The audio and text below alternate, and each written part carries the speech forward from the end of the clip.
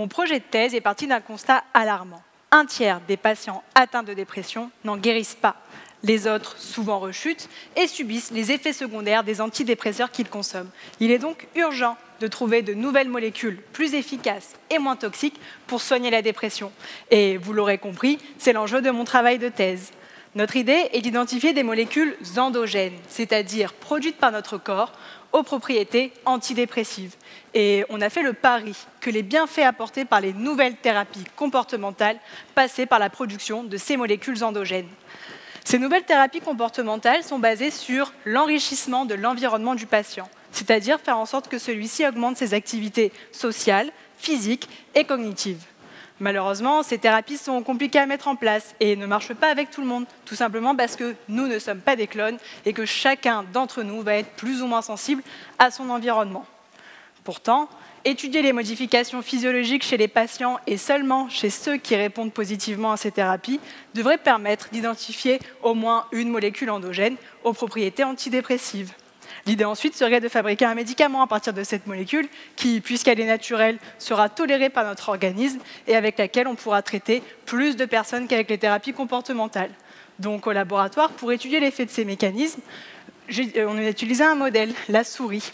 D'abord, on a mis un grand groupe de souris dans une cage pour stimuler les activités sociales.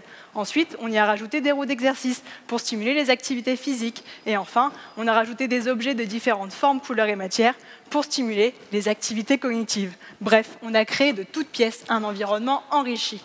Dans cet environnement enrichi, on y a mis des souris dépressives qui ont été sélectionnées au préalable par des tests comportementaux. Ces mêmes tests qui sont utilisés par l'industrie pharmaceutique pour évaluer l'efficacité d'un médicament à réduire la dépression.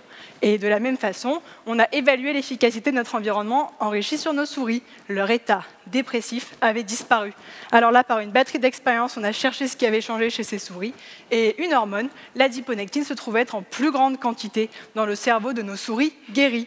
Alors, cela nous a interpellés, car cette hormone sécrétée par le tissu adipeux, notre gras, intervient dans la régulation du métabolisme et son rôle au niveau du cerveau est encore méconnu. Alors, pour révéler que l'adiponectine a un rôle antidépresseur, on a étudié des super-souris, des souris mutantes qui n'ont plus du tout d'adiponectine dans leur corps. Analysées dans des tests comportementaux, nous nous sommes rendus compte que ces souris étaient dépressives, mais lorsqu'on leur injectait de l'adiponectine, cet état dépressif avait disparu. Ce qui prouve que l'adiponectine pouvait jouer le rôle d'un antidépresseur. Maintenant, au laboratoire, j'espère vraiment comprendre comment fonctionne l'effet antidépresseur de l'adiponectine pour qu'un jour on puisse le reproduire dans un médicament. Et si ce jour vient, alors mon travail de thèse aura permis d'améliorer la vie des personnes qui souffrent encore de dépression.